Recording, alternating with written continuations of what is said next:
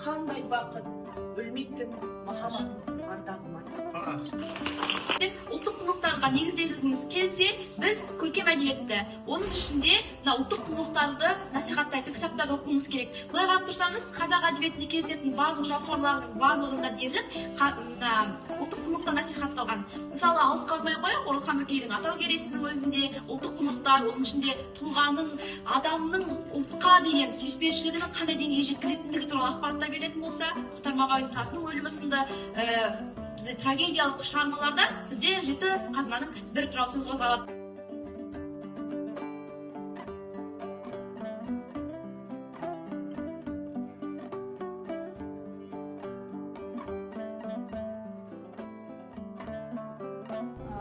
Оқтар, оның міне кісе белбеуі, оқ салатын қорамса, садақ салатын қорамса, жеңсе, осы барлық жиынтықтың атауы садақ екен.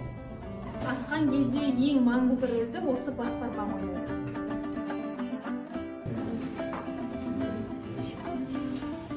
Жаңа айтып отырсыз, садақпен атсам қателікті өзінен іздейсің. Мынау құс енді тілді ұқпайды ғой, былай қарасаңыздар. Оның бағы мен бабы қатар шалу керек. Оның бәрін бабына келтіріп, құсты шақырып еткен бәрін тыңдату керек. Қалай бастаған дұрыс. Яғни сол жолы барлығы көрсетілген, осы жерден біліп келсеңіздер болады. И звучит оно так, Аргара.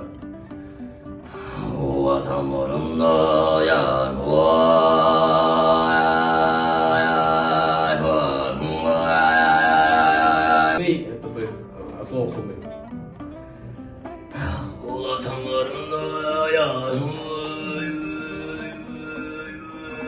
Следующий стиль, как вы уже подметили, это был сыгыт.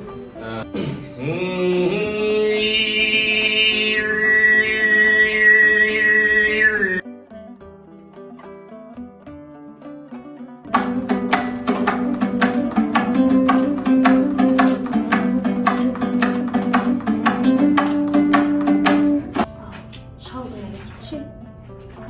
Тығырықтан шығудың жалғыз жолы осы ғана ма? Жоқ. Бұл амалсыздың кейін кешкен